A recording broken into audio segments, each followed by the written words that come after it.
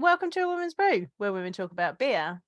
Today we are cracking open the chocolate box to try all of Vocations stouts. I'm Joanne and this is Tori. Hello. And we're two beer-loving women on a mission to get more people drinking and talking about great beer. Come join us.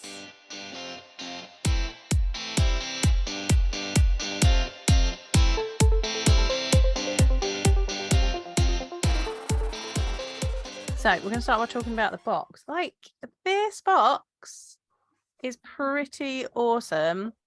I don't have the actual box in it. It's next I've to me. got I took the sleeve off because it Sleeve's came quite hard with a sleeve and it's hard to get off because it's quite long. Definitely recommend listeners that you come to watch the video on this. But if Vocation don't get a cease and desist on this one, I will be surprised because Tori is showing the box of celebrations next to the Vocations Naughty and Nice selection box sleeve, and it is basically exactly the same. So it's red with that big splash and the letters that are similar to those on the packets of the sweets, just like on the celebrations tub. Then on the side, you've got pictures of all the cans. And like their graphic design, like just like the tub, there's a picture of these, and their graphic designer, like just the can wraps on these are beautiful. They are exactly like so simple, but it's so simple but effective. Yeah, really effective.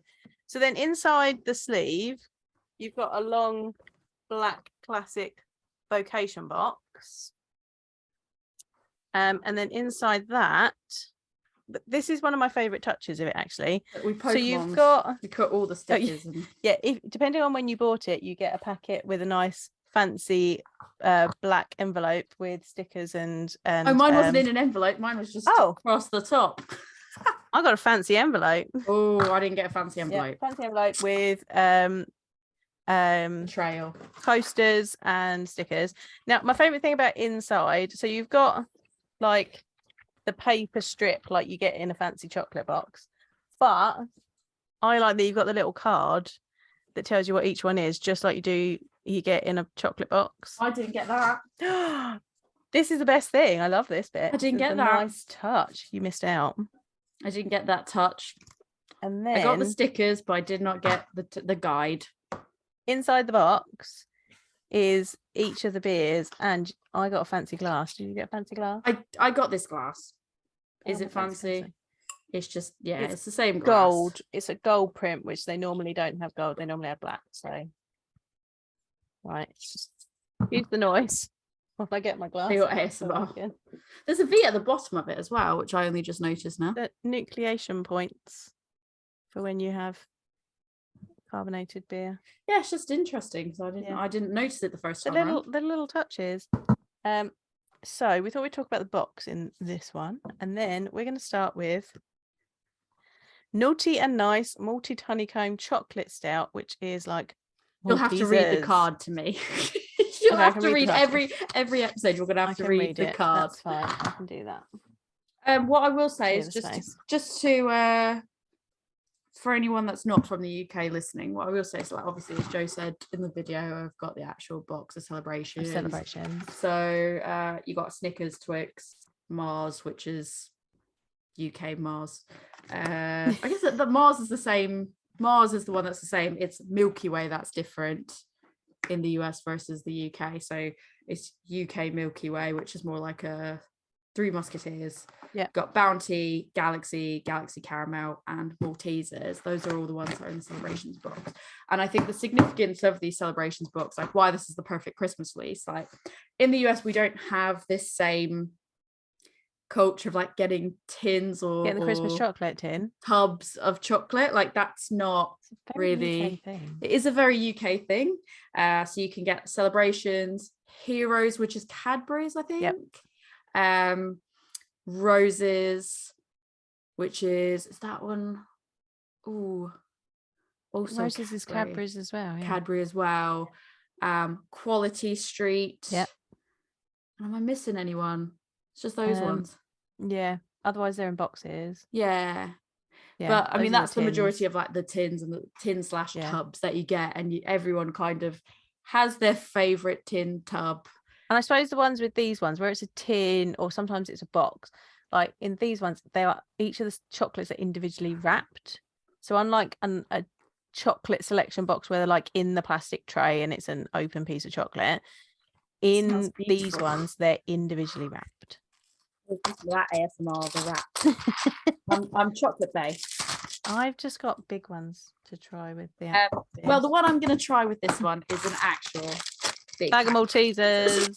Yeah, I'm actually going to save this for my Christmas. For Christmas. But some families get multiple, like some get, you know, different tins. Yeah, we used to get roses and celebrations. So everyone's got their favorite ones. Sometimes Quality Street as well. Actually, what used to be really good is when Woolworths was open, they would have the individual ones in their sweet selection, so you could go and pick the ones that you liked out of the tins. Oh, that's and just good. have a mixture that way rather than having to buy multiple different tins. Because I think that's it. It's like no one ever is 100. It's very rare that someone's 100% in love. There's always something with left everything in that tin. So bounties always get left. They're trialing. Did you know they're trialing removing bounties from some boxes? I don't hate bounties. I'll eat a bounty. We don't eat the bounties. I've bought a bounty to eat with the stout, but I don't really like bounties. I would actually argue that as much as I don't love bounties, I would still eat them. There's nothing in the celebrations that I would leave behind. There are on Quality Street, like the 2 different chocolate oranges that are in there. Yeah, I'm not a chocolate orange fan, but there are people in my family that would eat the chocolate orange. What always gets left behind in the Quality Street is the green triangle. Yeah, weird. What even it's like I was trying to explain to my parents, like there's the green triangle. It's like a truffly chocolate in the middle. I don't dislike truffles, but those are always the ones that are left behind. And we tried to explain, we're like, it's a green triangle. I think it gets left behind because nobody really knows what it is. True. It's a green triangle. If you know what's in the green triangle and can explain it, please let us know, dear listeners.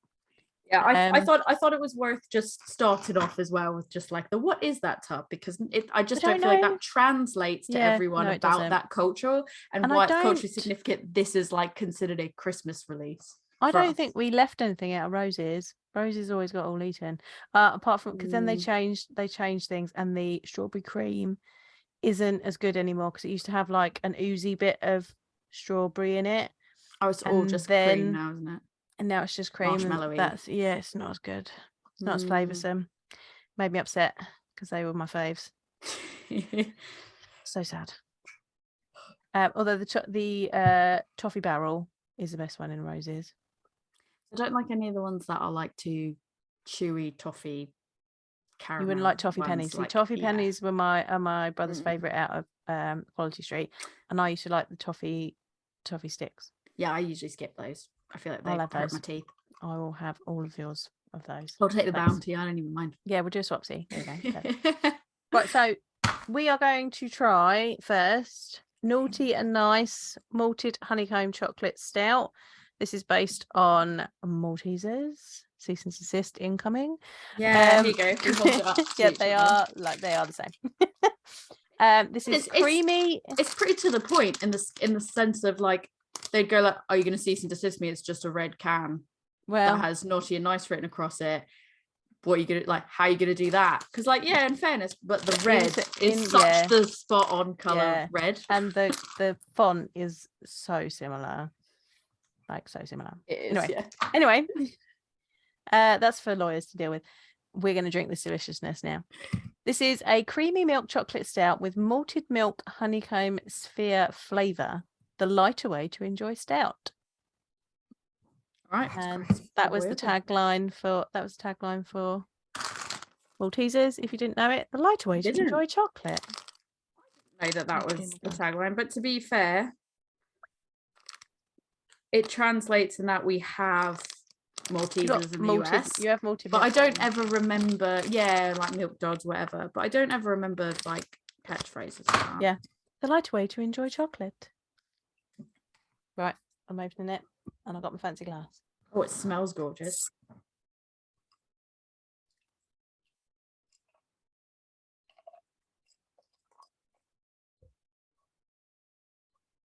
It smells decadent. That's the word I'd use. Look at that colour of that head. Ooh. Beautiful. It's like mocha. Yeah. Gorgeous mocha coloured head. So a lovely dark brown colour as well. Is it? Yeah. Almost like a Bit of a very highlight. subtle red highlight. Yeah, slight red highlight to it. I can smell the honeycomb. Yeah, I was going to say, I smell the honeycomb-esque flavours and a little bit biscuity. Yeah. Mine might chocolate. be a bit too cold. Get some chocolate aromas coming through there. It does smell like a chocolate bar. Yeah. It's very creamy, very smooth. Ooh. Oh. Honeycomb taste. I almost get a little bit of like, weirdly for me, I almost pick up like a little bit of it's nutty. There's like a heavy lingering nuttiness for me. And initially that almost comes through as a bit like tobacco-y, like smoky, which is really interesting and not what I expected, but not unpleasant. I really like it. Morphs into nut. I think it tastes more like a crunchy than a Malteser. Okay. I've only had like one crunchy in my life. I think they're a lot sweeter. The honeycomb in them is a lot sweeter and more sugary, whereas the honeycomb in a Malteser is a bit more biscuity, I think. But I like it. It has this like smoky element, like it's a smoky element that's going hand in hand with a nutty element for me. And it's like lingering there. And it's actually really nice because it's not overpowering smoky. It just kind of blends into that nuttiness. Yeah. And I feel like the nuttiness is quite prominent, and I don't normally get nuttiness, obviously, from a Malteser. Yeah, I would agree with that. It's quite well balanced. 6%. It tastes. Have you opened the Maltesers yet? No, I will now. It's very smooth. Yeah. In terms of like the mouthfeel and everything, it's very, very almost like light. Yeah, not, and like I don't know how to explain it. It's like light and smooth. It's not for a dark beer.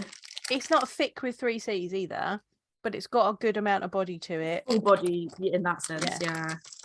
Right, I got a Malteser. I had a bag of Maltesers the other day, and I don't know if one had like kind of melted and reanimated or something. But it's like I had the first Malteser, I was like, great. Had the second Malteser, great. You know what ruined the entire bag for me? Had the third Malteser, and it was like hard toffee, and I was like, what is this bullshit? It's like the ghost of a Malteser in the middle. Yeah, and it's like you couldn't really chew it. It was just like empty and sad, but like hard. So I spit it out. I was like, I can't be having this. And then I was like, let me try another one. The next one was fine. Then the fifth one, same thing. 2? I got 3 in the end, and I was like, I'm done with this bag, and I threw it out. Unlucky. You hear that crunchiness ASMR?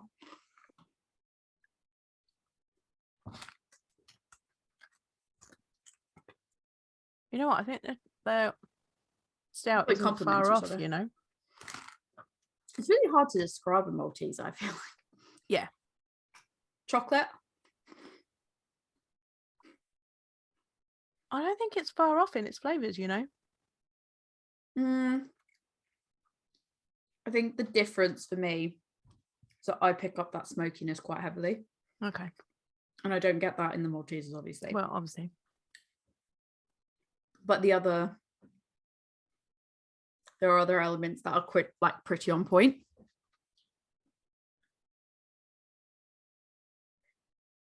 Important. They complement each other really well. Oh yeah. And it brings out the nuttiness, actually. It makes it a little bit more nutty. Important conversation. How do you eat your Malteser? Do you just crunch it? Were you going to ask if I suck off the chocolate? Yeah. No. I do. No. Yeah. No. Why not? No. You also don't agree with the way that I eat Kit Kats. No, so. I don't like, but the thing is, at least you're not an absolute savage. That's like, oh, I just bite into a... Good God, no. What is the point of having Kit Kat fingers if you're just going to bite a chunk out of it? It's like that woman on TikTok that took a massive bite out of the chocolate orange. No, that's not how you do it. Yeah, how you do it is you take it, you unwrap it, you throw it immediately in the bin. You take the bin out, you put it out, wait for collection day, and then it's gone. You finished it. Like, that's the right way to eat a chocolate orange, first of all. But yeah, like, I think we can all agree, no matter what side of the fence you're on, do you know, bite the chocolate off, whatever, and then eat the rest of it, regardless if that's Maltesers or, you know, Kit Kats. No matter what side of the fence you're on there, just go straight in. We all agree, you don't just bite into a Kit Kat like an actual savage.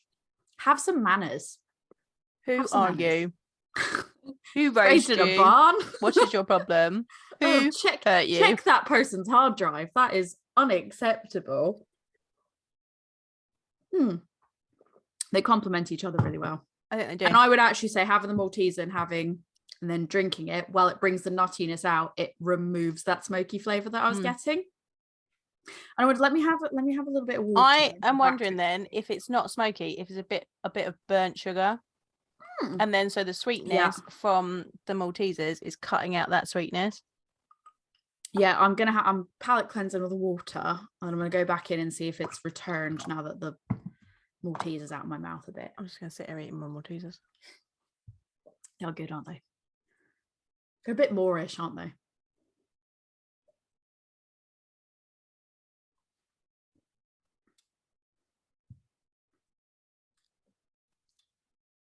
You know what? Saying that, with what you've said in mind, I can see how it could be that instead of smoky, but it presents as smoky. But when you've put the other idea into my head, I'm like, actually, I can see it that way as well.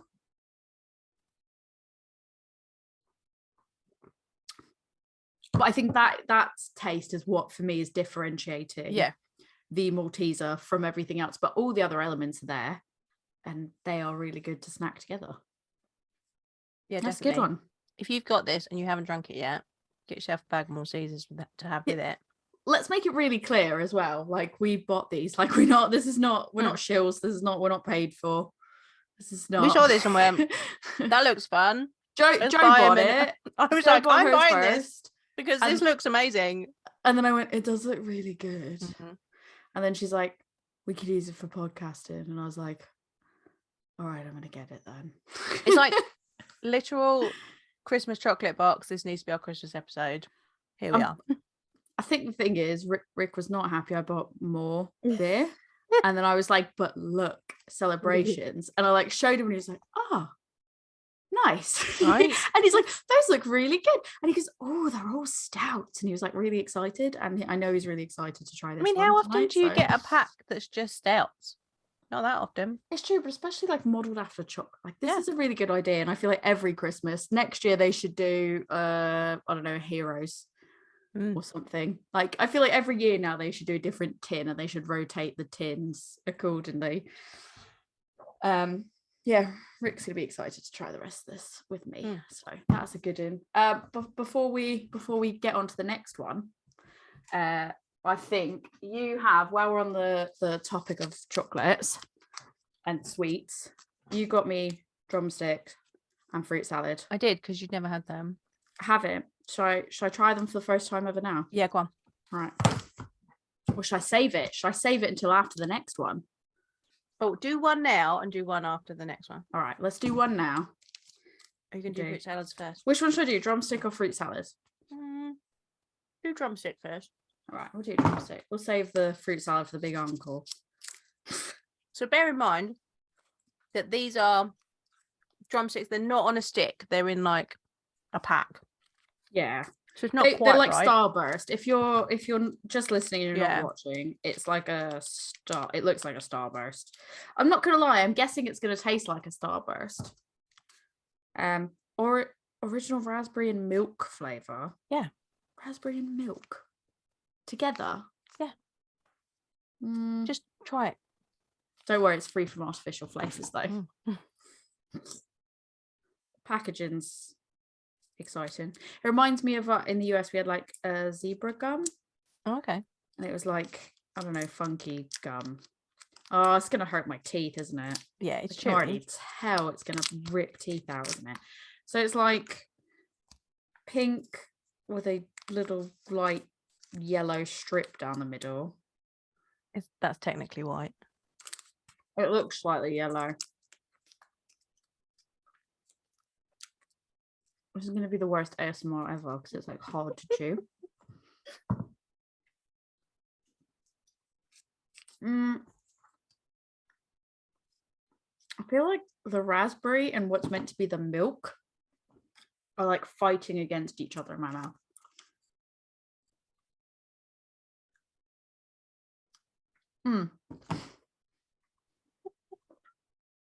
It's like we did Starburst and I was like, oh, it's exhausting.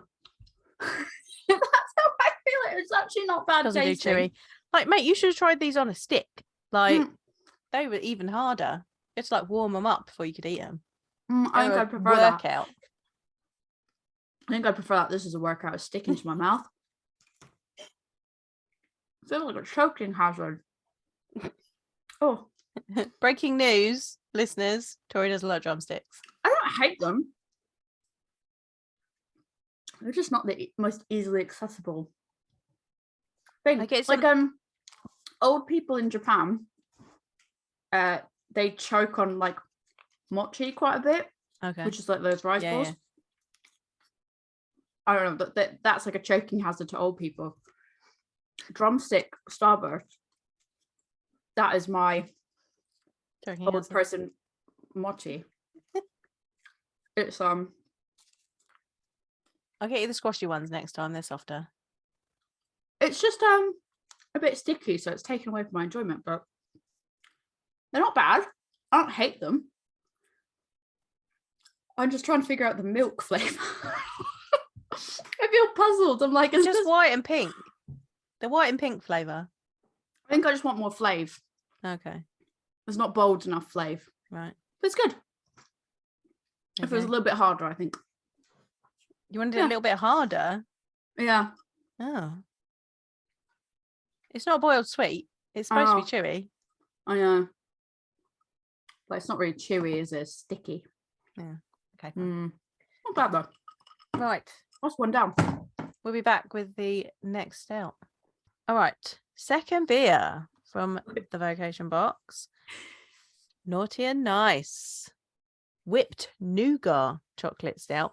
Right, so this is the one where you get confused, isn't it? Because it's interesting that US, you pronounce it, but you pronounce it nougat. I've always, but in the US you call it we nugget. always no, ew, gross. No, we call it nougat. Nougat. Yeah, there's no R in it though.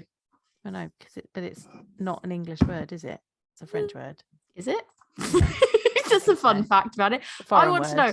Hang on. I'm Googling the pronunciation of... I mean, we pronounce it nougat over here. Let's see. You cannot hear it on here. That's the American pronunciation is nougat. And it's telling me you can change it to between British and US. This is amazing.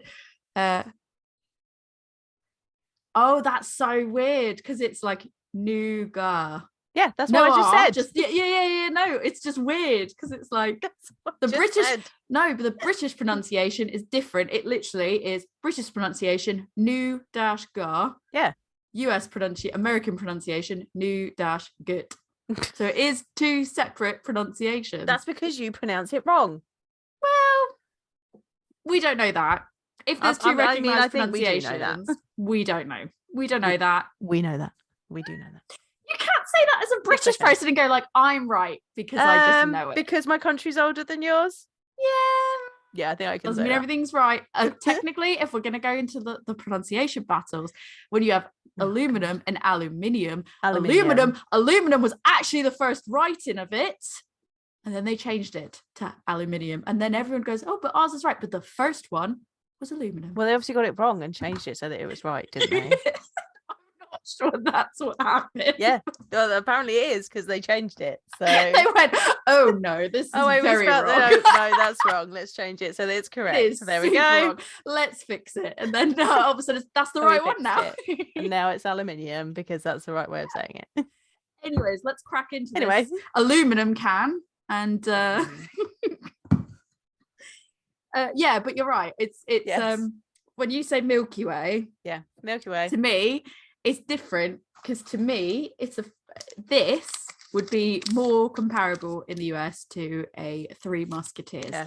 So I did some Googling because I was like, how? Like, what? Yeah, how what's did that going on there? happen? Like, how did that happen? How did these names happen? Yeah. And basically, I found like this one website. I'll give you all these links that I found. That I found like 2 or 3 different links covering all this type of stuff, and it says that the British Mars bars and the Milky Ways are similar to American Milky Ways and Three Musketeers, respectively. So a Mars bar here equals similar to a Milky Way. Yeah, I've definitely bought and Milky, the Milky Ways Way in the US is similar and to been the like, Three Musketeers. why the fuck have I got Mars bars? Why are there Mars bars in these Milky Way wrappers? I'm really concerned. And why are they brown and green? They are different. Like, I think there are little differences. So like between the Milky Way and the UK Milky Way and the US Three Musketeers, there are some differences, like when you actually try them side by side, but they are the most similar. Yeah. But I would say that the Milky Way is lighter and fluffier, whereas the Three Musketeer is the new, it's a bit denser. It's like it's a more thicker. Yeah, it's not heavier. Like hard. No, but definitely it's got a bit more heft to it. It's I don't want to say chewier because it's not even chewy. No. It's just it is like more dense is literally just the best way to say it. It smells amazing. But yeah, it's funny. They basically, so this website said, though the bars are, but this is what the funny part is, they're both manufactured by the American company Mars. Right. Which is what is hilarious. Why are they different? Their difference lies in their creators. Forrest Mars, pictured above in this article, is a photo of him. He looks very interesting, not as you'd expect I don't know, chocolate mogul to look. He ran all the way to England in 1932 to create a chocolate bar similar to his father's popular Milky Way bar. So that is, I guess it was like the US Milky Way bar. Yeah. He wanted to go and create something similar to that. So he went to the UK and created the Mars bar. Right. No idea for why I don't know why Three Musketeers and Milky Way in the UK are the same. However, I did find an article that basically said in the US was the Milky Way in the US and the Three Musketeers bar switched at birth, quote unquote. This was Snopes. There's an article on Snopes where apparently there's a myth that in the US they thought there was a potential because nothing about the Three Musketeers bar it has 3 of anything. It's like literally it's not got like 3 layers. And this is why people are like baffled because they're like, but a Milky Way in the US, Three Musketeers? A Milky Way in the US or a Mars bar in the UK has like the 3 ingredients. Chocolate, caramel, and the like. And the bit that we can't agree on. Yeah. that layer. And so they were like, oh, there was this myth that was perpetuating where on the release day, they got the labels wrong and then they never bothered to change it back because they were both such big hits. So they just never bothered to change it. But don't worry, guys. Snopes has concluded that this is false. Absolutely false.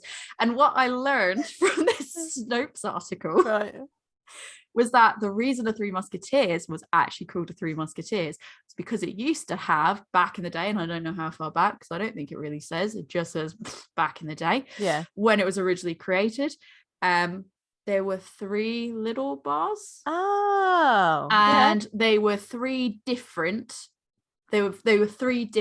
fillings. So let me find where it was. I'm trying to find this. I think it was Neapolitan. So I think there was like a vanilla, a chocolate, and a strawberry. Wow. If I'm right. And then effectively here it is. Vanilla, strawberry, and the chocolate, or the milk chocolate one. And they eventually dropped the vanilla and the strawberry, but they kept the symbol of the Three Musketeers and they kept the name because it just worked. And now eventually they've dropped the symbol of the Three Musketeers altogether and it's just the name now. So yeah, that was it.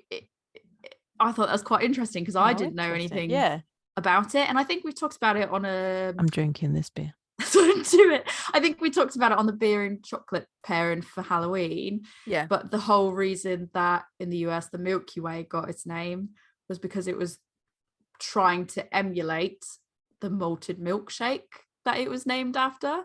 So yeah, that doesn't really it still doesn't really answer the question of why the Three Musketeers in the US is similar to the Milky Way over here. Yeah. But I just thought that was very, very interesting. The fact that it was like, oh, that's actually how Three Musketeers got its name. Yeah, that's funny because that now makes a bit more sense as to why it's called a Three Musketeers.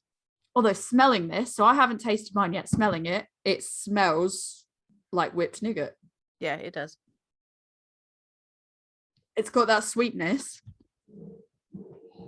with that like a slight vanilla tinge to it, and just what I can only describe as whipped nougat.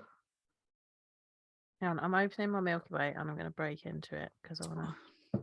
Oh, it almost tastes.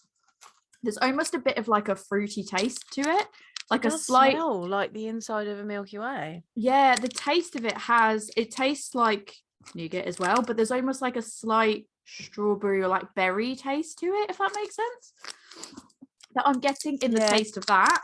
But then I also find that sometimes the nougat comes through that way to me in terms of taste. Yeah, it pretty much tastes like I would expect a Milky Way to taste. Love the Milky Way. Right, we're eating our Milky Ways. Okay. The shittest ASMR. I love a Milky Way. Me too. It is, like I said, it's like a Three Musketeers, but lighter, so it's almost even easier to eat. And you don't feel so heavy. I think it tastes pretty spot on. Yeah. I think eating and drinking them together, they kind of cancel each other out because they're so similar. Which is interesting because Maltesers, they enhanced each other. They were very similar, but I think it's probably really hard to replicate that malted milk taste. So there's enough difference there that the Maltese actually enhanced the beer.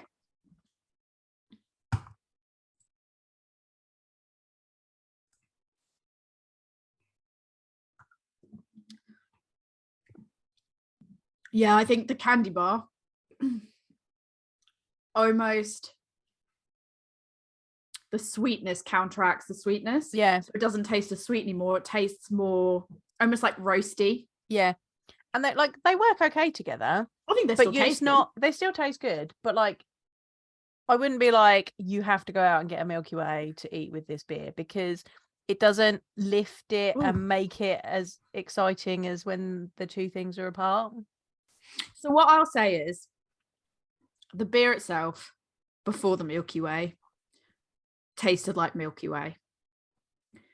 Especially, it smelled like the Milky Way. It tasted like the Milky Way. Like if I even go back now, they should probably still smell the same. They pretty much do. Yeah. Slightly less sweet, the beer aroma, than the Milky Way, but that's fair enough. But they are pretty identical there, and taste wise they were pretty identical separate. And then I've had the Milky Way and I've gone back, and actually I think they are still quite nice together. Like if you want to have a beer that tastes like a Milky Way, don't have an actual Milky Way with it, because they're cancelling out. I think it makes the stout a little bit more bland in taste because of that cancelling out. Yeah. However, the flavors that it does bring out of it, I actually think are still quite nice. So I actually would disagree and say that I think people should try that, but maybe drink half of it on its own, then have the Milky Way and try it, because I actually kind of like the flavors that what it is pronouncing when you've had the Milky Way. Like I like those elements that are coming through when that sweetness is cancelled out. Although admittedly it's definitely like toned down. Yeah. And there's a little bit more bitterness there, and I would say nuttiness and roastiness a little bit more so, but I quite like that. So it's a good one. It's very spot on for its flavors, I think. I think so far, out of the two, most spot on. Yeah, definitely. I think it's the The Maltesers is number 1 at the moment for pairing, and this one is the number 1 so far for similarity.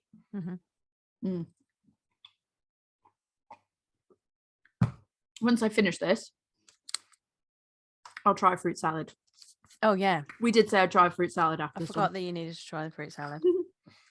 I'm scared. I'm scared after the last one that we had. What was it? I mean, it is chewy.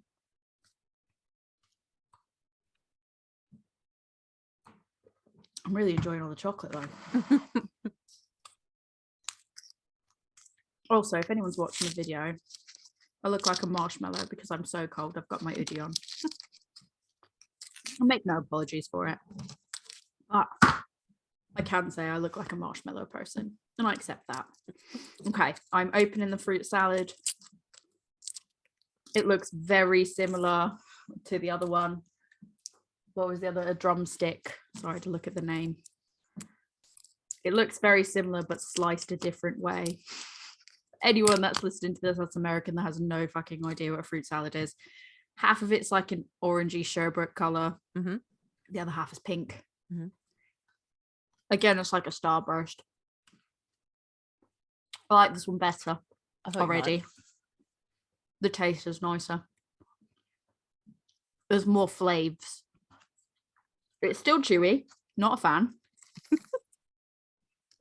Arguably too chewy. I'm going to get bored of this in like 30 seconds, but definitely better flavors. Yeah, I thought you'd say that. Because, fruit salad, the flavors on it are definitely stronger. Stronger, but still mild. Yeah. A little bit sweeter. But yeah, this is more my jam. I think out of the two of them, definitely this one. But realistically, they're both too chewy. How do people eat a whole pack of these? You just chew them a lot. So you get like a jaw ache? Yeah, but it's okay. Yeah, so you hurt. It's fine. Oh, it's pineapple and raspberry. There we go.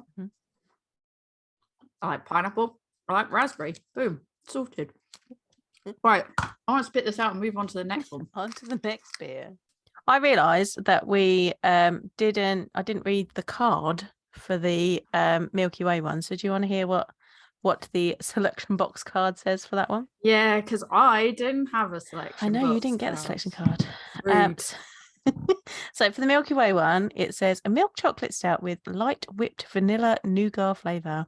It's out of this world. I think. Oh no, they're not all going to have. What fun! I was hoping that. Well, I thought they might all have ones from the adverts, but this next one I don't remember. Okay, so read us this one then. We're now on to the Twix.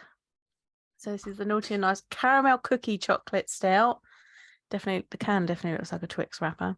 So this one's crunchy cookie and smooth caramel flavors draped in a silky milk chocolate stout. Stick 2 fingers up to thirst. I don't think that's ever been a stick 2 fingers up to hunger ever been a Twix catchphrase? I don't think so. That's why I think we've gone off the rails now. Get that signed off, but I like it. Personally, I'm a fan. It would have me buying Twix. I like Twix, but even if I didn't like Twix, I would definitely buy it for that reason. I don't think you get away with that. Over here, probably not. Like in the US, people be like, peace. Oh yeah, that's not what that means over here. Oh, it means it's the rude thing. It's a rude thing. It is rude. Right, should we just crack into this? Yeah, I'm trying my best to like just warm the can up. Just warm up. Right, so because these are stouts, so really, for those that aren't sure, you probably shouldn't be drinking these straight out of the fridge because it's going to dull a lot of the flavours that are in it. Mine's had about 20-ish minutes or so out of the fridge because I didn't notice the time. I think yours is warmer than mine then, so because I only took mine out about 10 minutes ago. I've been giving it a little hand hug. That's why. So this is actually this glass from Vocation that came in the box. It is a little stubby Allegra job. And actually these ones are quite good for stouts because you can put your hands around them and warm them up if you need to. Get a little Oliver twist in there. Yeah, please, I'm usually. Sir, may I have some more stout? Some more flavors. Some more flavors, please. Flavors. Please, sir, may I have some more flavors? I'm usually not a fan of the dumpier glasses without a stem because I like a stem because then it keeps your hand heat off of the beer. But did you call it a dumpier glass? Yeah, it is though. Look, it's wider at the bottom than it is at the top. When I think dumpy, I think like like something that's like trash, like it's garbage. No, that's not what that means over here. Is that like a difference? Like, is that like what I would say stumpy, but but it's dumpy? Is that's funny? Yeah. That's a fun fact for people. We don't have any fun facts today, but we've got fun facts here. This episode is literally just full of fun facts. Just a chat about things that are different in the UK and the US. That's all this episode's about now. Like, I don't normally like dumpy glasses. Like in my brain, I'd be like, well, no one likes shitty garbage glasses because it's little and squat. Oh, it's like me. Let's crack this open. Yeah, let's get into it. Oh, it smells good in the can. I haven't poured it out yet. It's a bit yogurty in the can. Oh, it smells like cookies. Well, look at that. They all have this like really beautiful, mocha-ish coloured head. Yeah, they do have a lovely head. Like matching the can. Look at that. I think it smells like Twix. For me, it's coming through a little bit yogurty. It smells like biscuit. I can smell that like in the background and like cacao, like little bits of cacao, but I think it's the yogurty sticks out of my head. I get where you're getting the yogurty from, and I feel like that's in a Twix. The caramel in a Twix has a particular taste, and I think that's where that's coming from. Yeah, but I think because the chocolate smell in I know what you're saying. Yeah. I think because the chocolate smell in a Twix is stronger, it masks some of the way that comes off, whereas like you smell the chocolate here and you can smell the biscuit here, but because it's not as, I don't want to say overpowering because it's not because it's not as strong here as it is in like the actual chocolate bar, it's not cancelling it out the same, so I just get in my brain just go straight to yogurt, like yogurt covered something like that kind of yogurt. It smells like a Twix to me. I don't taste it.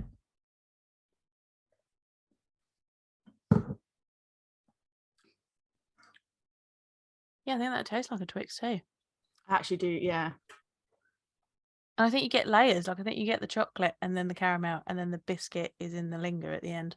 Yeah, I would say the biscuit is literally exactly that. Yeah. But the biscuit almost has like a tiny bit, for me, a tiny bit nutty, but mostly but I think it is like when you have a biscuit and it has like a little bit of nuttiness to it. Like that's, I would say this is pretty spot on, isn't it? It's pretty spot on for a Twix, right?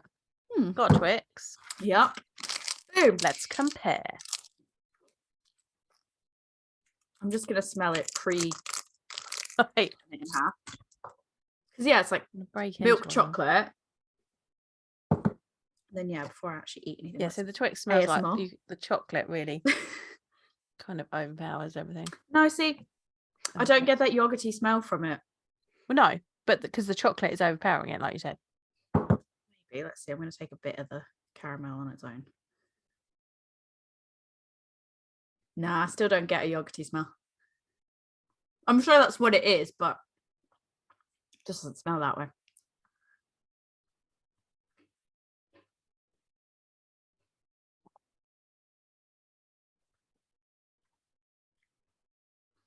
Makes the stout more roasty.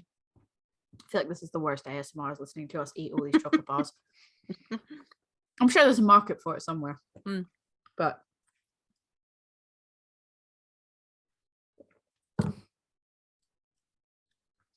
yeah, it makes the roastiness and the bitterness come out a bit more. what's weird is, so I'm doing a test here where you sort of smell the chocolate bar and then smell the liquid. It does weirdly, because the smell of chocolate's in my nose, it does sort of remove the yogurty edge on it. Interesting, because that's quite interesting actually.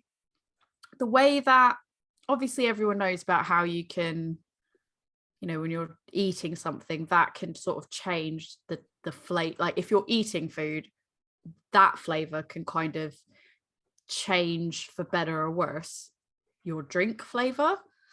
And I think a big part of sort of drinking also is the aroma. But I don't think anyone usually sits there and says, oh yeah, but if you smell something and then smell the beer, that can change the smell. Like that's not something that people normally like pick up on and comment on. Yeah. But it can. And it has. What I'll say is I think the how yesterday and we had the Milky Way and the Milky Way beer, and they were both, again, like this, both very similar, but when you had them together, unlike the Maltesers, it didn't necessarily like merge together as well as it like maybe cancel some flavors out. This one, I think because of how the flavors are in a Twix, you recover from the flavor of the Twix more than quicker than you do with the Milky Way. Like I feel like the Milky Way, maybe it's because it's the nougat, like just stuck in my mouth for so long. It's so much sugar, I think. Yeah. Whereas this has got a bit, there's the biscuit and the chocolate and the caramel. Like it's not just pure sugar. Like there's other bits that kind of can take away from that. And the caramel is like a bit better. A thin enough layer that it's not just like, whereas I think with like the nougat, it was just, it's there and it's in your mouth and it's like, it like lingers around for a lot longer. So it impacted the taste of the beer for a lot longer than the Twixes, which is kind of nice because it's, I don't know, it's bringing out different flavors in the beer, but not for such a long period of time that you're like, oh, I kind of want to just go back to drinking the beer now.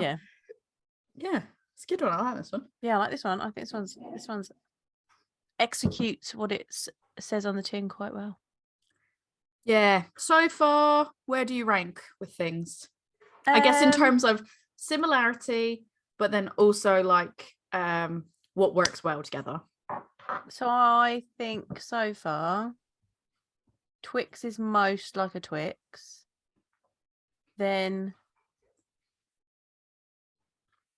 I think the Milky Way and the Maltesers are kind of on par for being like the chocolate.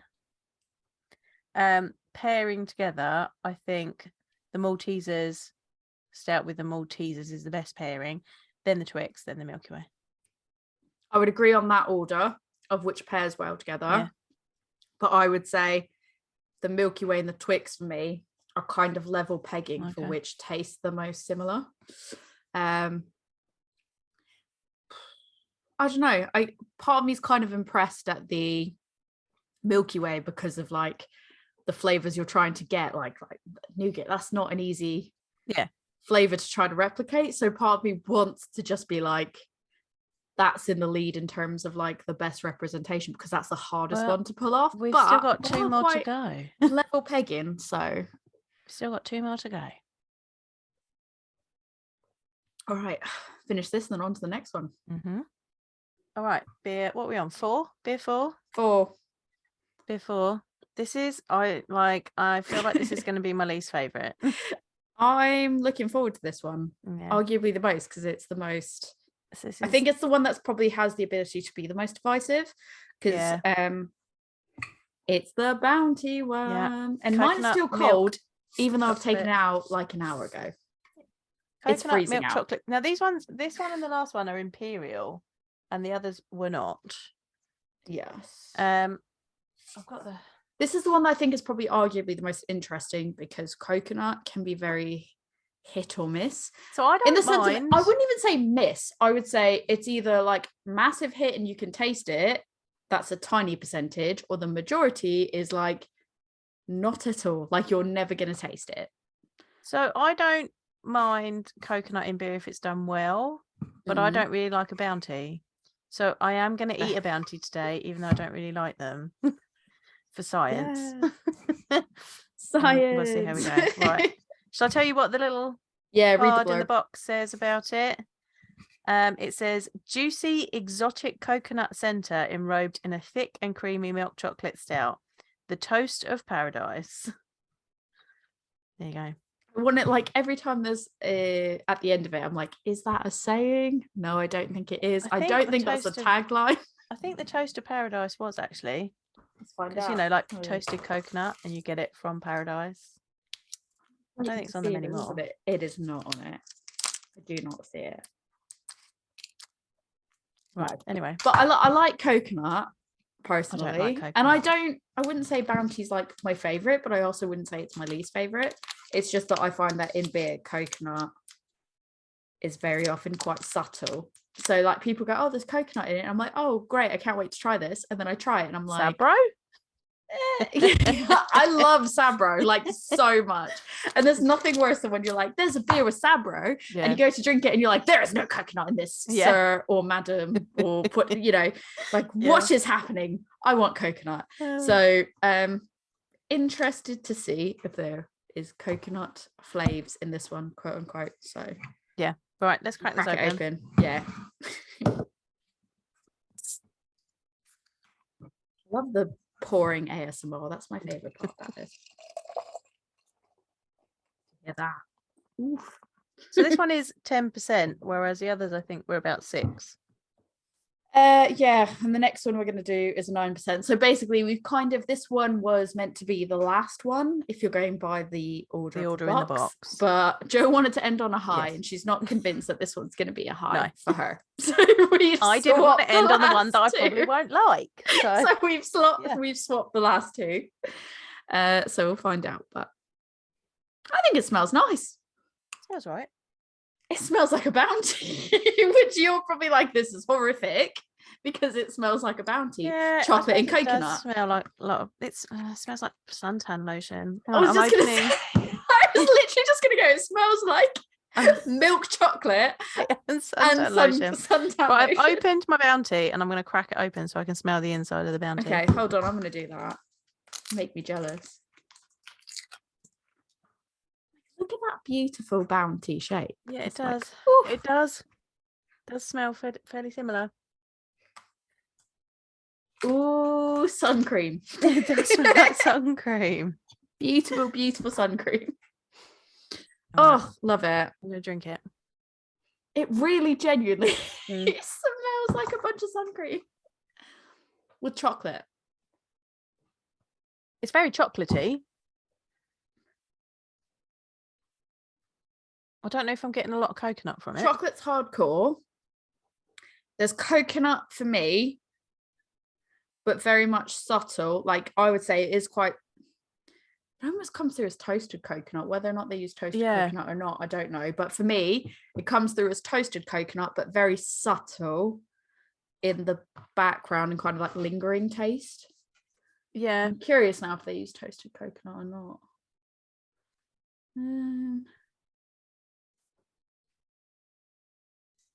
I don't.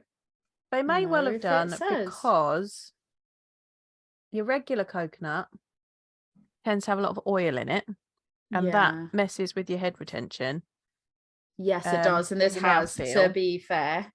Toasted is a bit better because you've got less oil issues. It's all right. I think it's a nice. It doesn't say, but it's got a nice mouth feel. I was gonna say also the reason I say toasted coconut is that kind of the way it lands. I think toasted coconut tends to pair like. Just I don't know. This is the coconutty flavor here. Also for me comes across more as in the Bounty comes across more as more of like a toasted, coconutty flavor. But I've got to eat this now, haven't I? Yeah, a little bit. Hang on. Do a little bit more drinking. Okay. Just put it out. I'm gonna guide you through this. You can do this. I believe in you. I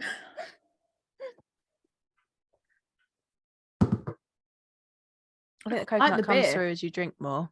Yeah, but I kind of like it. Yeah. How do you feel about it? What's your feelings on it? It's all right. I wouldn't drink a whole can of it. I could definitely drink a whole can of it. All right, let's eat the chocolate. All right, here we go. Oh. I believe in you. Here we go. You good things.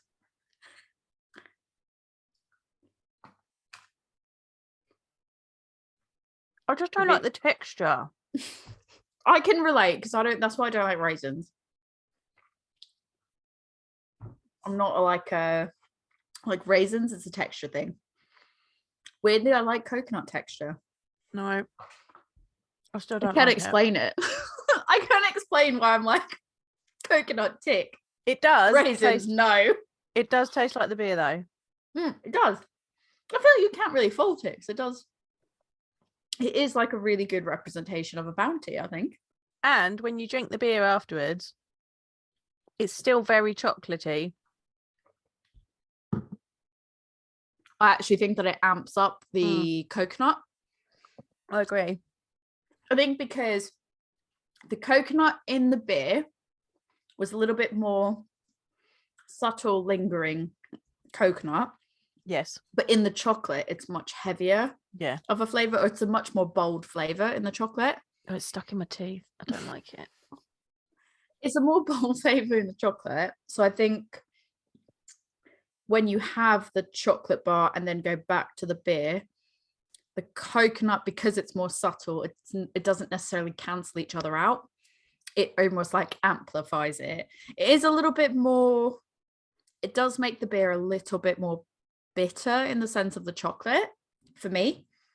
But I think it definitely amplifies the coconut element of it, which is nice. And I think it pairs quite well. Probably for me, probably not as much as the Malteser. Okay. But I would say that actually in terms of harmonizing together so far, this is probably the second best. I mean, of working together. I think it's a very well executed beer. It does exactly what it says it's going to. I don't really like it because I don't like bounty. That has not changed. I'm gonna finish the other little nub of this. In the meantime, while I finish this, what's your ideal way to spend the holidays? My ideal way to spend what's your ideal meal? And if you could have the whole day as your ideal day, what would you do? I mean, you got to have turkey because it's Christmas. Those are the rules. And it's got the rules. Those are the rules. It's got to be full roast dinner. So you got to have roast potatoes, Yorkshire puddings. I don't care that Yorkshire pudding is supposed to go with roast beef. You have those as well. Don't at me about that. Gravy, roast. I like maple roasted parsnips, honey glazed carrots. You go green beans if you wanna chuck a bit of green in there. Get a bit spicy. I don't do Brussels sprouts, but if you enjoy a Brussels sprout, have at it. We also don't do stuffing in our house. How do you do your stuffing? That's the question. No, we don't do stuffing. You don't do stuffing? No, we don't do stuffing. Can I be really? So I think you not doing stuffing full stop is controversial. Yeah. But if I could be a little bit controversial. Are you going to tell me that you don't like English stuffing? Oh, no, kind of, but no. I don't think it has to do with the country. Yeah. I don't like meat in my stuffing. Okay. I'm just can I just have sausage meat stuffing or Yeah, but part of me is can I just have the packet? Yeah. Or I just mix it with water? I did have a conversation at the weekend with someone who was just English stuffing is not the same as American stuffing. American stuffing's got chunks of bread in it. What is this nonsense that you lot do? And I was like, I think I don't do stuffing. So. For the longest time, I didn't like stuffing at all, full stop. Yeah. But then I think I tried stuffing for the first time a few years ago. Yeah. And I realized it's all the thing. I say all the things I like, but when I mean box stuffing, when there's no meat in it. Right. Because it's bread. Bread and garlic. Yeah. It's basically bread that also has a nice crisp layer on top. So there's the crunchiness to it.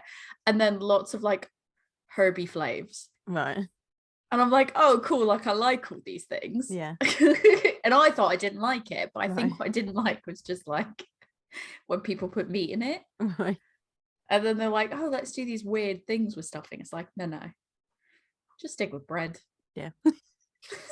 You can't go wrong with bread though. I mean, fair. So yeah, full roast for dinner. We always have Viennetta for pudding. We don't do Christmas Always. Pudding. Is that like Viennetta. full stop? Yeah, always.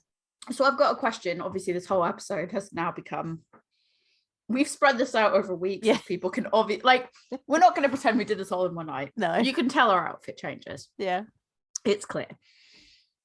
The concept of this whole time has worked out to be the differences between the UK and the US. And I'm learning lots and lots of things.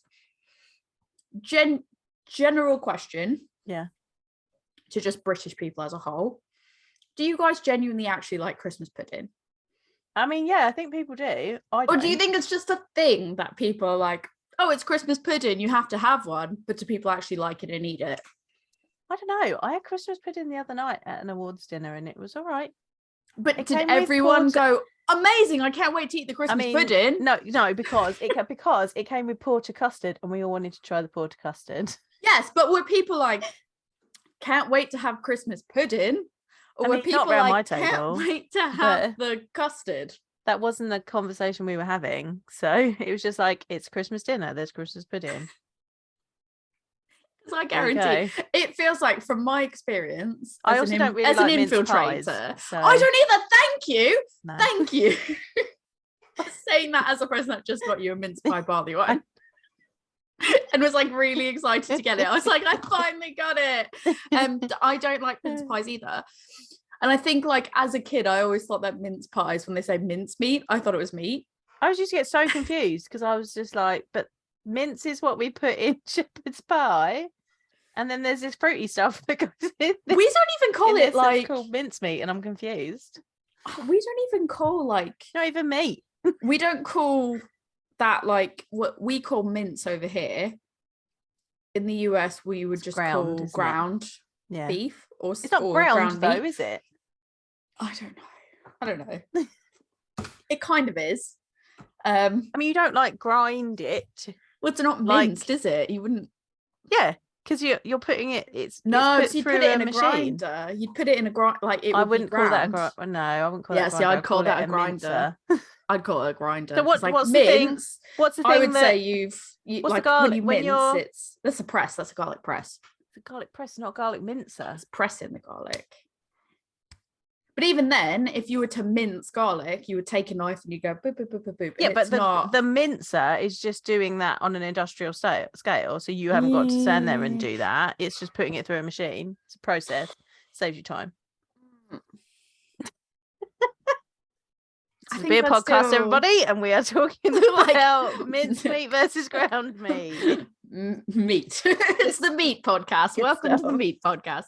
Yeah, that's an interesting concept. Mm-hmm. Mm-hmm. We might have to take this out. We have to take this outside of the conversation. This might be because I can see how it would be like, oh, you're mincing it, but also like if you were to like, if someone said, here's a vegetable, mince it. You don't mince vegetables though. Yeah, but I'm Googling now. Hold on, I'm gonna Google. Why are you Googling? Mince definition. Mincing it. Googling mincing. Okay, so here you go. Mince is to cut up or grind into very small pieces. I wouldn't call it grinding because grinding's like in a pestle and mortar, you grind spices. I didn't make up that definition. Which dictionary is it? Oh, I don't fucking know. All right. Google.com. Is it an American dictionary?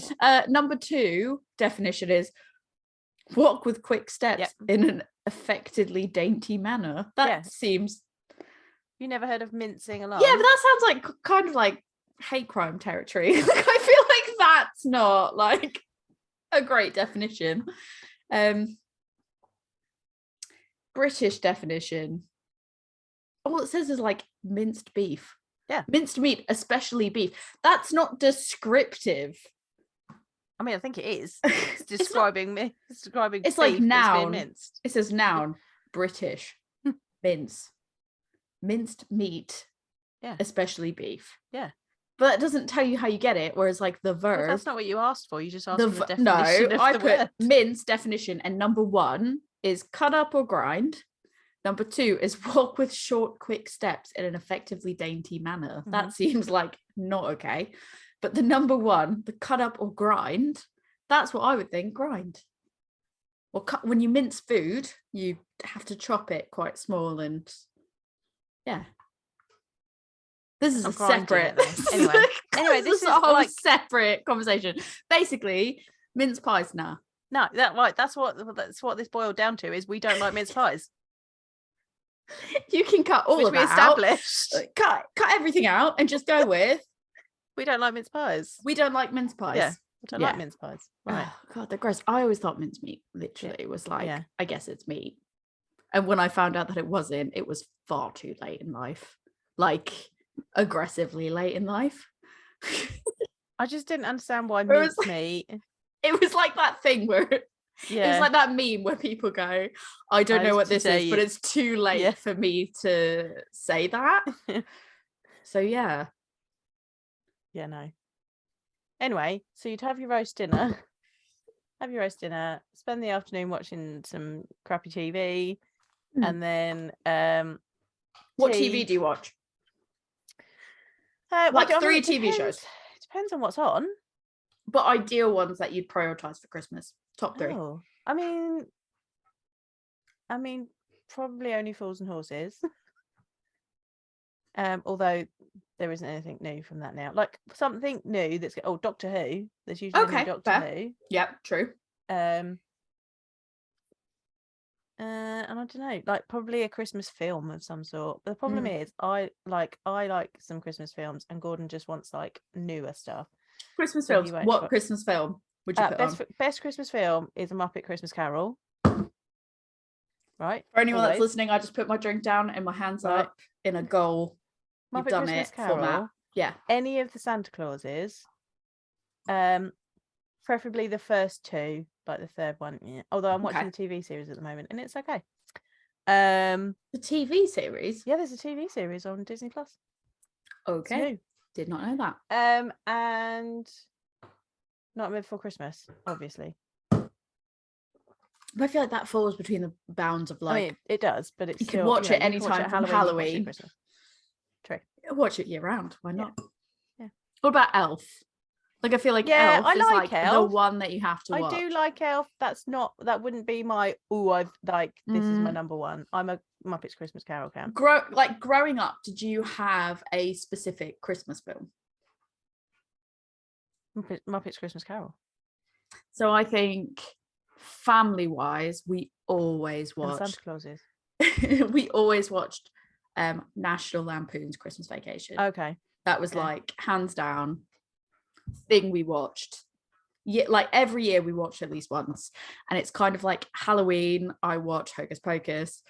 Christmas, I watch Christmas Vacation. And I feel like both Rick doesn't love but doesn't hate. Like he'll just be like, I guess this is what we're watching now, and he just watches it. But yeah, that is like definitely top. Did you guys have like a Christmas Story? Was that like a thing? I don't think it's as much of a thing over here as it was in the US. Like I didn't watch it until I was much older. Fair. I would say like if I was going to go with like British things, it would be it's going to be weird this year because there's not going to be a Queen's speech. There'll be the King's speech. Yeah. Like I bow to no king. I bow to no king. That's going to be odd, isn't it? I mean, the first time in like how many years? Yeah, like next year will be less awkward. Yeah, I think. But yeah, there's always like that I feel like people put on, and so you kind of expect that that's something you're going to hear something about. Yeah. But the main thing I probably watch is like during the Christmas period, maybe not Christmas Day or Christmas Eve or Christmas Day. But at some point between Christmas and New Year's, I have to watch the Big Fat Quiz. Oh, yeah. Big Fat Quiz is the year. Big Fat Quiz. Like, I feel like if you don't watch Big Fat Quiz, what are you doing? Yeah. which is effectively like comedians. Like, to explain it, it's British comedians going on a quiz show and answering quote unquote quiz questions, but it doesn't, it's almost like they don't have to answer correctly. They just have to give the most entertaining answer. Like, if they don't know the answer, it's like just give the most entertaining thing. And it kind of feels like there's always a certain primary people. They always have a local primary school that like performs the play of the and if like a this one time they did Scarface, and it was like... so sometimes it's a film, sometimes it's an event of like that happened in the last 12 months, and it's just these little kids like acting out this scene, and it's really cute. So like primary school, like I feel like, to translate to anyone that's listening not in the UK, they are quite, like, I would say they're like under 10, about 9, definitely under 10. The same age as my brownies. Watching them do Scarface was I'm fairly certain they did Scarface one year, unless I'm thinking of 8 or 10 Cats, but like that was genuinely hilarious. I was just like, oh my god, amazing, children shouldn't be doing this, and that makes it funnier. But and then I feel like there's always a team that just like goes rogue and is like, we're not going to win, so let's just give ridiculous ansers. And then and they always have David Mitchell's always on it, and I'm always like, I hope he wins because he's just the best. He's not always on it, you know. I know when he's not on it makes me sad. But and they have Jon Snow from Channel 4 News. Yes, but then when they say Jon Snow, you're like, reads the news, but it's actually song lyrics. And you have to work out what the song is from the that's always a headlines, from the news headlines. And Charles Dance always does like reading by the fire and reads out of someone's autobiography, and you have to guess whose autobiography it is. Brilliant. That's a good one. That's one year it was Gemma Collins, and it was brilliant. The worst is when you like hear something and you go, that sounds really familiar, and you can't work it out until they tell you the answer, and then you're like, fuck, I knew that. That's definitely for me between that's Christmas not always on and a New Year. Not always on Christmas Day though, so you do have to watch that. Definitely a good one. For me, I would argue my ideal Christmas is not full on roast or anything like that. I like party food. My favorite. No, but then in the evening you have to have picky tea. No, my favorite was the year that I stayed at home in the UK. My favorite UK Christmas. We stayed at home. The majority of our in-laws had gone away. One of my sister-in-laws came over to us, so it was just 3 of us and the dog, and we basically just bought all the best party food from all the supermarkets, and we spent the whole 2 days, or 3 days really, in our pajamas eating frozen party food and playing board games and watching TV. Like, we were like, oh, let's eat our way through Asia, and then we'd be like, I guess we're having Thai food and Indian and Japanese and like all that stuff, and they'd be like Chinese, and then we'd be like, cool, now let's make our way onto America, and it'd be like cheeseburger sliders and nachos and stuff like that. And it was just, we worked our way across the world in our pajamas for 2 days straight, with just lots of like picky food, party food, cheese crackers and puddings basically. And that was probably like my favorite thing. So it comprised of eating party food, good picky party food, and pajamas, and then lots of alcohol, chocolates, TV. I like picky party food. I like it, but I've got to have a full roast on Christmas. See, I'm just jaded by roast. Why? And people I work with are like, I don't understand how you don't like roast more, like Sunday roast. And I'm like, it's fine, but I'm just not like, it's okay. Foreigner. Should we get on to the next one? Yes, the final one. Now that you've insulted my nationality. I'm going to have to use a different glass. So I've had them all in the Vocation glass, but I'm going to use a different one as this one. I'm going to have mine in my Vocation glass. We're on the last one. I've saved this till last because this is my favourite chocolate bar. You did specifically ask if we could have this last. Yeah, it's the roasted peanut caramel chocolate imperial stout, which is obviously a Snickers. The labelling looks very familiar to the S43 one. It does. We're still waiting for that cease and desist to come out. So on the selection box card, It says milk chocolate imperial stout packed with roasted peanut flavour and a caramel nougat centre. It's not a sprint, it's a marathon. Because it used to be called Marathon, not Snickers. And we talked about that. It's a Snickers now. Right. My Snickers bar that I have. It's funny because all the rest of these have been like 2 small ones. Yeah. That have taken up, I don't know, 1.5 of the normal bar. Yeah. The Snickers is just a solid bar. Ooh. Smells like caramel. All right. Hang on. Catching up. It smells like a Snickers, and I've only literally just poured it and sniffed it. Yeah. It's very heavily caramel. Yeah. When you said that, I was like, you're exaggerating. And then I smelled it and was like, it's very caramel. Very caramel. It smells like you'd expect when you like pull apart like a chocolate bar and you can see the caramel, the stringy caramel between the 2 halves. That's when I smell it, that's what is invoked in my brain. I've drunk it already and it's yum. You were like, I'm in. I'm like, I'm not waiting. Okay, hang on. I'm going to break open a bit of my Snickers and smell it. Oof. Oof. That tastes arguably probably the most accurate so far. Spoiler alert. Yeah. Oof. Yeah. Tastes like a Snickers. So I was saying how the label looked very much like the S43 one. Yeah. But I would actually argue, and there's no shade to S43, this Vocation has absolutely nailed the taste of a Snickers, whereas the S43, once it warmed up to a certain degree, you could get all the isolated elements of a Snickers. Like you were like, cool, I get the nuttiness, cool, I get some like burnt caramel, cool, I get some like biscuitiness, some chocolatiness, like all that.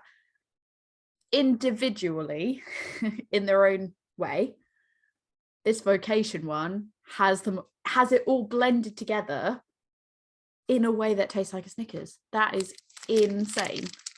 Yeah, it's good. I'm eating my Snickers now. As a Snickers fan, how do you feel about that? I really like it. You've asked me as I've got a mouthful of Snickers. In the videos, you can kind of see like the caramel. That's exactly the caramel dripping. That's exactly what I envision by the smell of that beer. They smell nearly identical. It's fucking insane. They do. And I think out of all of them, this is the first one that I've been like immediately like, yes. They taste the same.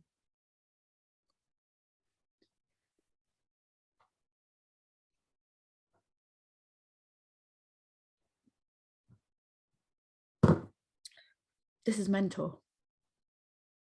How it's managed to capture that flavour. The last time I felt this way was with the carrot cake with the Vault City. It's very Snickers. What? Let's see if these pair. They literally smell identical. It's insane. They taste the same. It's weird, isn't it? I don't think I've ever seen something that's been branded Snickers taste so accurately. And I almost kind of don't want to give them that credit, but like also. So it makes the chocolate more bitter, but not in a bad way, because that bitterness kind of cuts through the sweetness of the Snickers. It's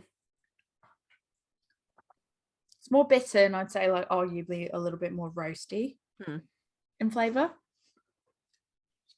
But I think again, it's quite a quick recovery from the taste of the chocolate bar to the beer. Whereas like some of them, the flavour would stick around for quite a while. So when you were having the beer, it would take a while before you could actually recover from the chocolate, if that makes sense. Yeah. This one, it kind of cycles through quite quickly, for lack of a better way to explain it. Separately, they are pretty identical. Together, they're not actually the worst combination, I don't think. not. I wouldn't. And again, I wouldn't say they're like the best combination of two, but they pair fairly, I think. I'm just impressed that they managed to capture the essence of a Snickers so well, because I feel like every other beer that's meant to be like a Snickers has just not. And again, there's no shade to like people like, you know, S43 and stuff like that. Was nice, and I could understand the elements in it. But any other beer that I've had that's meant to be like Snickers hasn't landed in that same blended flavor as this has. This is really well. This is really quite good. It's good. I think it might be my favorite one. I'm kind of not sure which one's my favorite. This one might be, because the caramel, I don't know if it's the same for you, but for me, the caramel actually tastes like gooey caramel. And I don't think that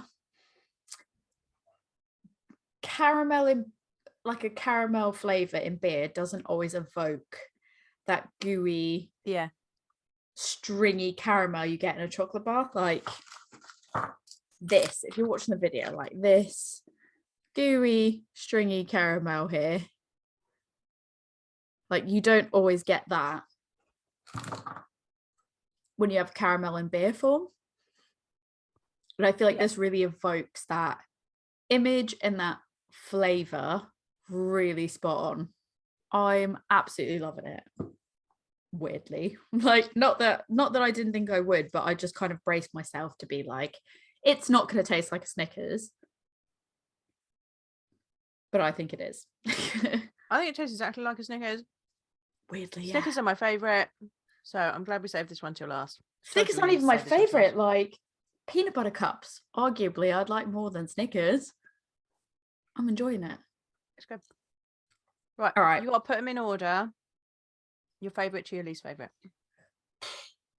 Okay. This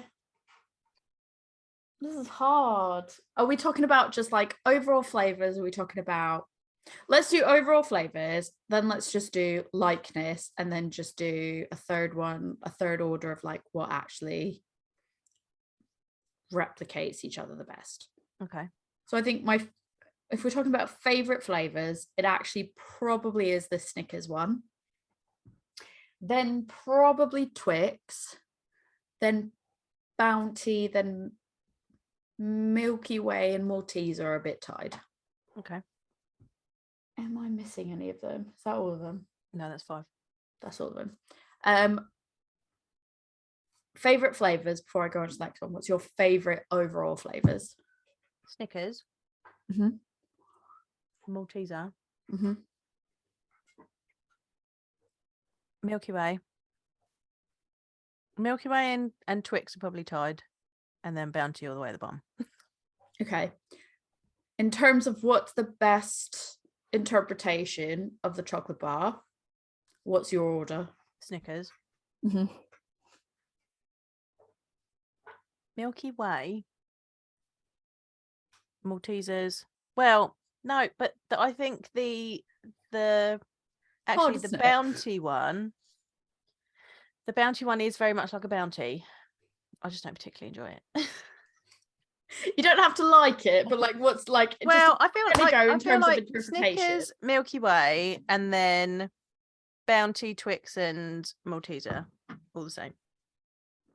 I think I'd probably go Snickers, then Bounty. Then I feel like the Twix and Milky Way were probably the like quite tied, and then Malteser is probably the bottom. And then in terms of the best pairings, I'd probably still go Malteser on top, then probably Bounty, then Snickers, then Twix, then Milky Way. I would agree with that. That's hard, that order, because I'm like, oh, it's difficult. No, but I think that's fair. Today's two kind of really like made or braked. Don't know if that's the best way to say that. Make or break. Made or broke. the order. Yeah, it's these are interesting, because I know, like, I've seen quite a lot of criticism being like, oh, they're not thick enough, or they're not flavorful enough, or they're not this, or they're not that. Like everyone's to me, I think it's more the flavor than the thickness, and there was still everyone's entitled to their opinion. There's still mouthfeel. Everyone's entitled to their opinion, but not all stouts are thick. Just putting that out there. But that's the thing as well. It's like, even the imperials, like, I understand people, like, I feel like some people just look at, oh, it's imperial, or it's this ABV in general, or it's this type of stout or whatever, and like they just kind of go, well, there should be like this level of thickness or whatever. And I don't know, just the reality of that is like, yeah, but it could still have a really good flavor, and there could still be a lot of mouthfeel, but it doesn't necessarily mean it's like cut it with a knife thickness and syrupiness. And I don't think any of these had like the syrupiness that some people maybe want, or the booziness that some people maybe want. But I personally think that I actually liked their thickness levels, quote unquote, because I felt like they were more drinkable and enjoyable, and there was a lot of flavor in them. Personally, that's just my take on them. I agree. I don't subscribe to this all stouts have got to be thick thing. What they need to do, so we've got the celebrations. Yep. I've got a box of heroes in the cupboard. I've got a box of what's it, like quality streets and roses. I've got boxes of those in the kitchen. We need more beers next year. Give us the roses, give us the quality streets, give us the heroes, and next year we'll do one of those boxes if someone does a bit of those. So that's how I'm gonna leave that. Tori, if somebody wants to ask you about bounties, where can they get hold of you? Yeah, if you want to talk to me about bounties, because I'm not a hater. I enjoy them. You can find me on Instagram at adventures_in_optimism, or on my email at adventuresinoptimism@gmail.com, or you can reach out to the podcast at a women's brew podcast at gmail.com, or you can find us on Instagram at a women's brew, and either Joe or myself will answer. Joe, if people specifically want to talk to you about how much they love Snickers, where can they talk to you? Snickers, because I love Snickers.